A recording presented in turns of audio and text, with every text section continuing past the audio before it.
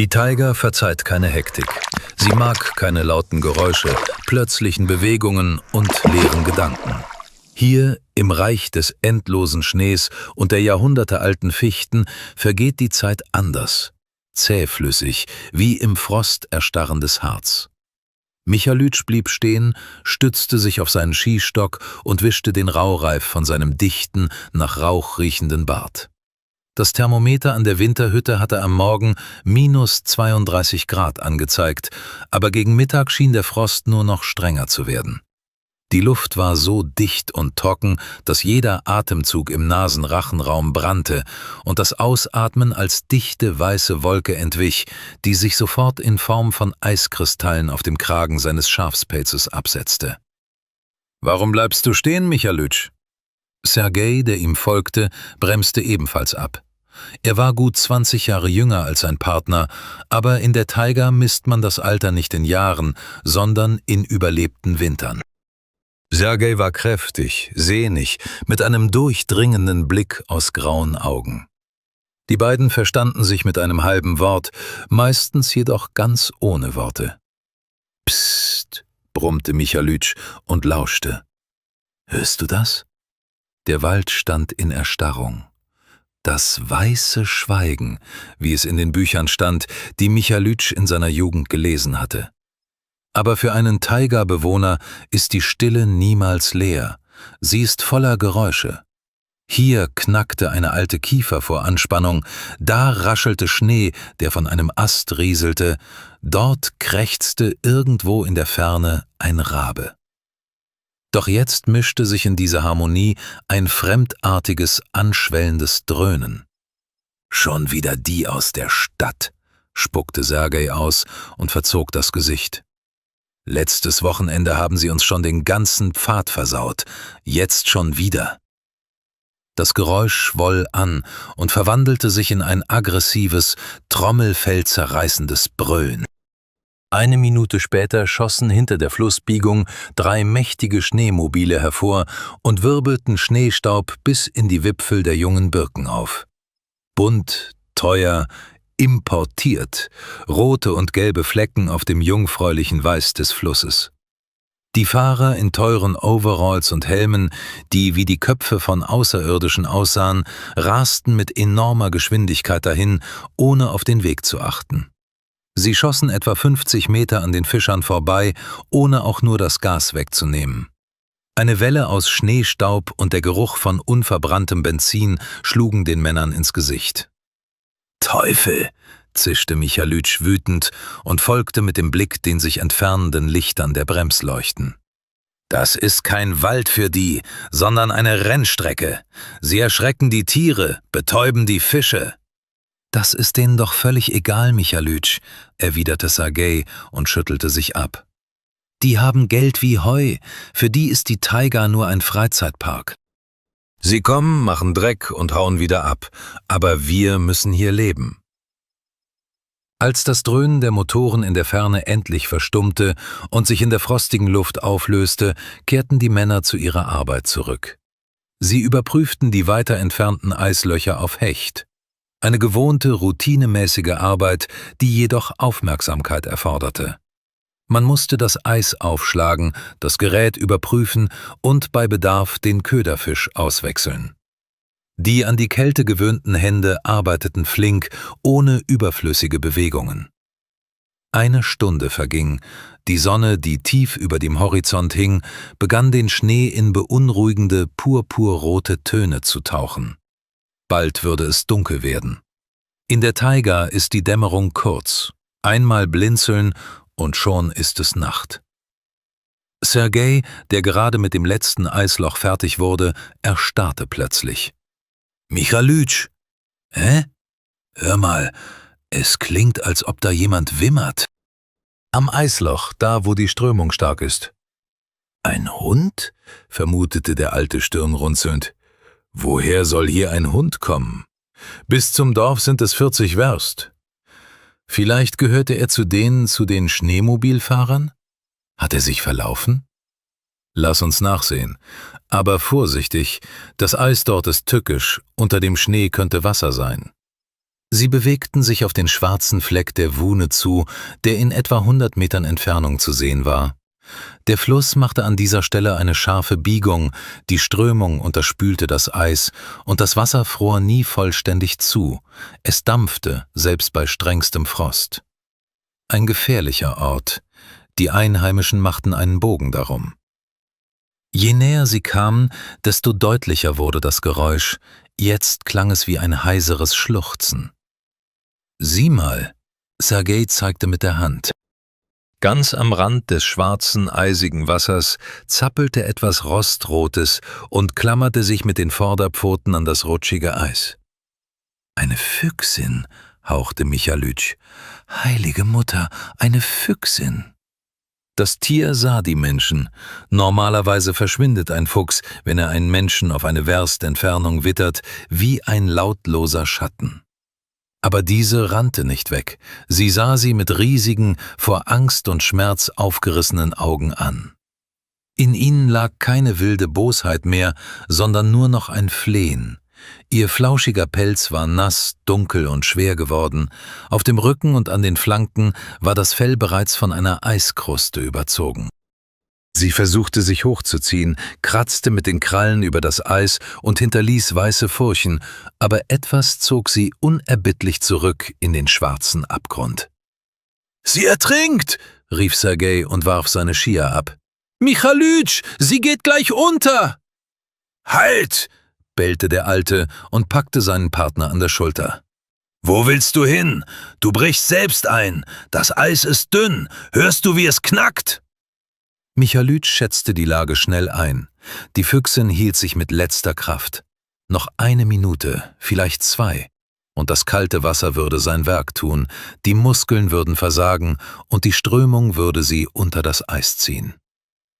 »Gib mir das Seil«, befahl er, »und halt mich an den Beinen fest. Ich robbe hin.« »Halte durch, Rote, halte durch, Dummchen«, flüsterte er und sah dem Tier in die Augen. Die Füchsin erstarrte. Sie hörte auf zu zappeln, als hätte sie verstanden, dieser Zweibeiner ist ihre einzige Chance. Sie zitterte nur noch leicht und ihre Zähne klapperten. Michalytsch kroch bis ganz an den Rand. Das Eis unter ihm bog sich und zischte bedrohlich, Wasser spritzte ihm ins Gesicht und brannte vor Kälte. Er streckte die Hand aus, nachdem er den Fäustling ausgezogen hatte, um besser greifen zu können. »Na los, komm her!« Er machte eine geschickte Bewegung und packte die Füchsin am Nacken wie einen Welten. »Hab sie! Zieh, Serjoga!« Sergej stemmte die Füße gegen die Eisbrocken und zog seinen Partner zurück. Michalytsch versuchte, das Tier mit einem Ruck aus dem Wasser zu ziehen, und da passierte etwas Seltsames. Die Füchsin gab nicht nach. Sie war unnatürlich, monströs schwer. Als wäre es kein Tier von 5 oder 6 Kilo, sondern ein Sack Zement.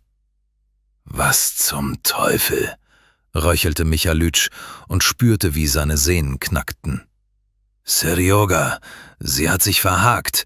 Oder, verdammt nochmal, zieh fester!« Zu zweit, mit angestrengtem Knurren und auf die Gefahr hin, das Eis zu durchbrechen, zerrten sie das nasse Tier auf die feste Oberfläche. Die Füchsin fiel wie ein nasser Lappen hin, ohne zu versuchen wegzulaufen. Sie lag auf der Seite und schnappte krampfhaft nach Luft. Michalytsch schüttelte seine nassen Ärmel aus und trat näher heran. Auf dem weißen Schnee, unter der Hinterpfote des geretteten Tieres, lag der Grund, warum eine gesunde, kräftige Füchsin im Wasser gelandet war.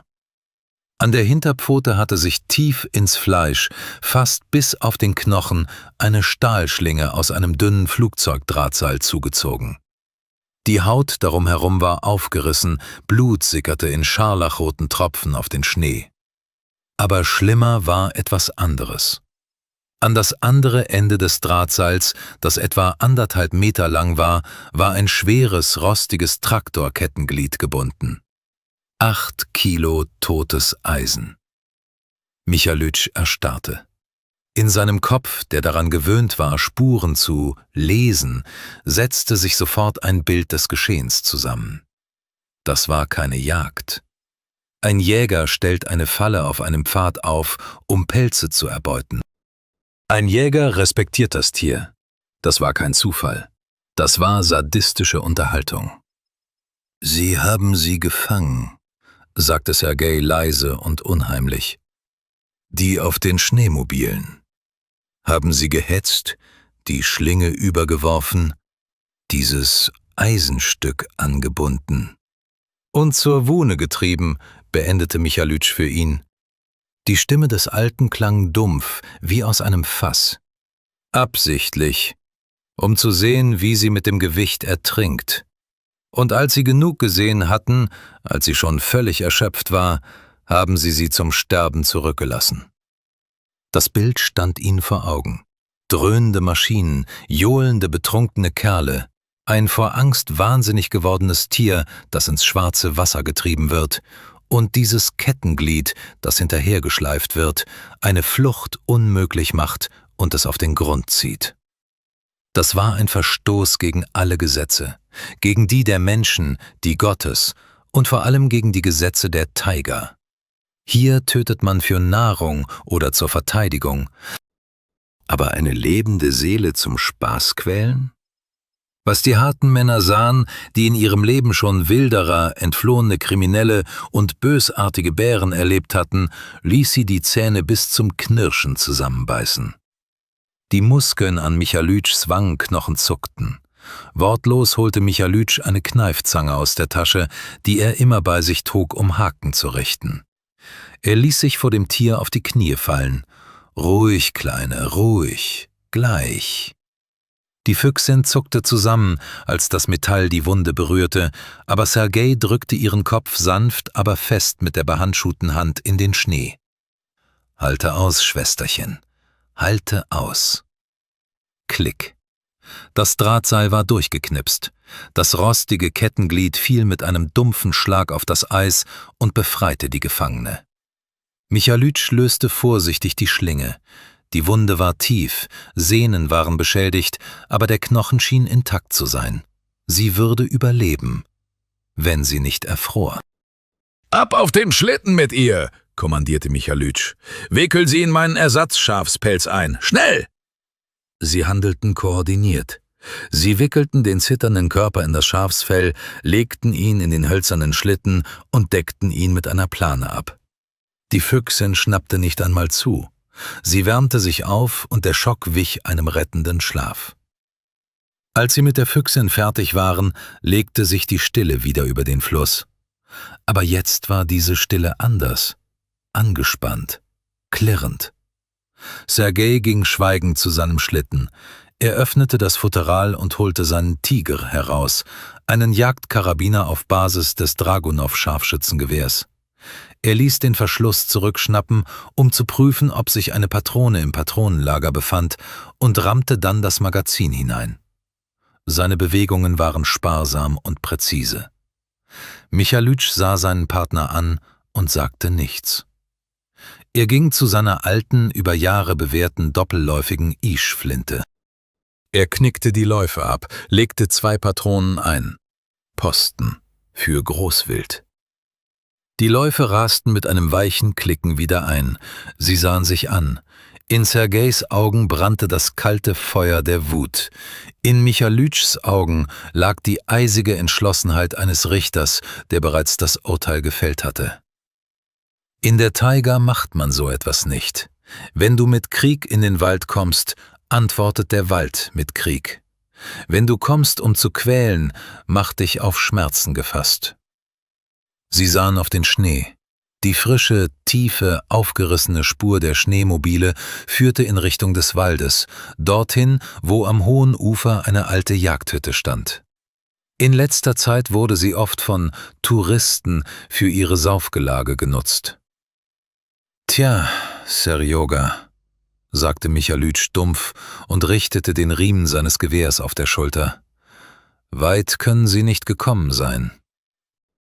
Der Wodka wird kalt, die Banja ist bestimmt schon angeheizt.« Er blickte in Richtung der Spur, und seine Augen wurden kälter als das Eis auf dem Fluss, kälter als das Wasser, aus dem sie gerade eine gequälte Seele gezogen hatten. Lass uns rübergehen und die Touristen fragen, warum sie das Tier gequält haben. Die Taiga, die sieht nämlich alles. Und sie verlangt für alles Rechenschaft. Sergej nickte. Das werden wir fragen, Michalytsch, ganz sicher. Auch nach der Schlinge und dem Kettenglied. Sollen Sie es uns erzählen? Sie stellten sich auf ihre breiten Jagdskier, die an der Unterseite mit Fell bespannt waren, damit sie nicht zurückrutschten. Zwei Gestalten, grau auf weißem Hintergrund, bewegten sich auf der Spur der Schneemobile. Sie gingen nicht schnell, aber unaufhaltsam wie das Schicksal selbst. Ein Schneemobil ist schneller als ein Skifahrer, aber in der Taiga ist Geschwindigkeit nicht die Hauptsache. Die Hauptsache ist zu wissen, wohin man geht und warum. Die Sonne verschwand endgültig hinter den Wipfeln der Fichten. Die Schatten wurden länger, tiefblau und dicht. Der Frost wurde strenger, die Bäume knackten wie Schüsse.